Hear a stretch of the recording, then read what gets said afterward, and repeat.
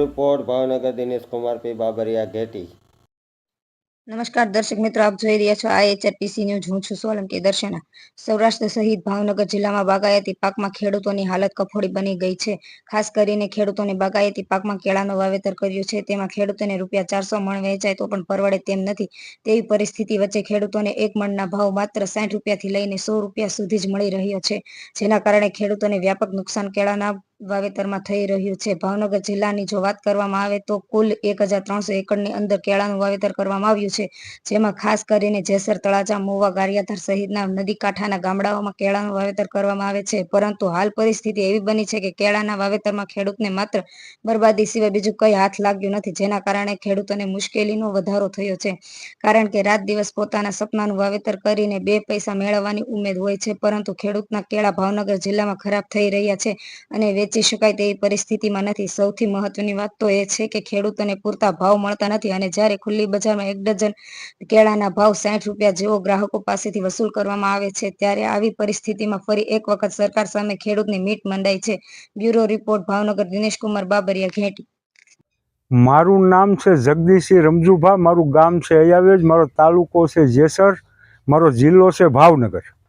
હું 15 વર્ષથી ખેતી કરું છું, પણ 5 વર્ષથી કેળની ખેતી કરું છું અને કેળની ખેતી કરું છું અને આ વર્ષે અમને આ કેળની ખેતી કેળા અમને હવા 200 ઘેરે પડે છે, એની બદલે અત્યારે 100 રૂપિયે વેપારી લેવા રાજી નથી અને બજારમાં 70ના ડઝન વેચાય। એટલે અમારે તો આમાં કયું કરવાનું ને? મોદી સાહેબ એમ કહે છે કે ખેડૂતની આવક ડબલ કરવાની છે 22માં, આ 25માં ખેડૂત તળિયે વહી ગયા। એટલે આમાં અમે ખેડૂત ઊભો કેમ રહે?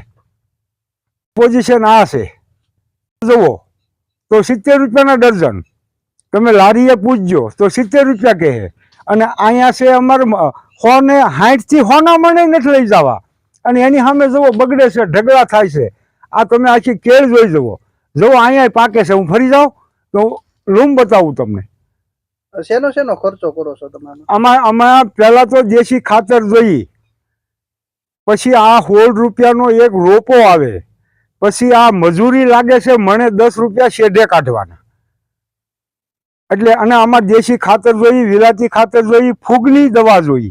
આ તમે જુઓ, આ અમારી કેળ બધી ખાખરી ગઈ ખર્ચો કરતા કરતા, તો આમાં ખેડૂત ઊભો કેમ રહે?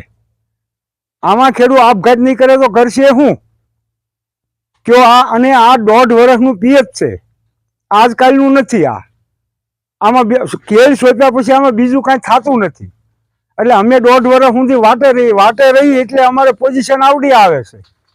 આજ અમારે સ્ટેટ કાંચરોડી, પાસ, ઝડકલા, હનાળા, શિરોડા, અયાવેજ 1, 2 અને ચોક, જૂનાપાદર, વીરપુર આ બધા કેળની ખેતી કરે છે। 5-7 વર્ષથી અમારે પાણી છે એટલે। સરવૈયા ધર્મેન્દ્રસિંહ સરવૈયા, ગામ અયાવદ નંબર 2, તાલુકો જેસર, જિલ્લો ભાવનગર। મેં 2 એકરમાં કેળનું વાવેતર કરેલું છે અને કેળા બધા પાક ઉપર છે, બરાબર। વેપારી કોઈ આવતા નથી, માંગતા નથી, બરાબર। અને લારીમાં અમે બધા આદિ સુધી લેતા હતા, 60થી 70ના ડઝન વેચે છે। અહીંયા તો અમારે 60થી 70ના મણ માગે છે, એ છતાંય અમારે દેવું છે, પણ એવડે લોકો લેવાવાળા કોઈ છે જ નહીં, આવતા જ નથી, તો અમારે ખેડૂતને કરવાનું શું? આમાં અમારે પડતર 225નો મણ પડતર તો ખેડૂતને ઘરમાં પડ્યા। 225ની આગળનો ભાવ હોય તો ખેડૂતને જે 5 પૈસા મળે, 300 હોય તો પોણો મળે, 400 થાય તો 250 મળે, બાકી ખેડૂતને ઘરમાં કાંઈ રહે ને। આ 12, 13, 14 મહિનાનો પાક છે। આ કેળા ન કર્યા તો કપાસ અને ઘઉં, કપાસ ને ઘઉં 2 લેવાય છે, એટલે એમાં અનાજ વેચીને તોય કાંઈક 5 રૂપિયા મળે છે, પણ આમાં કેળામાં તો ખર્ચો વધારે, અમને કાંઈ મળવા લાયક છે નહીં છે।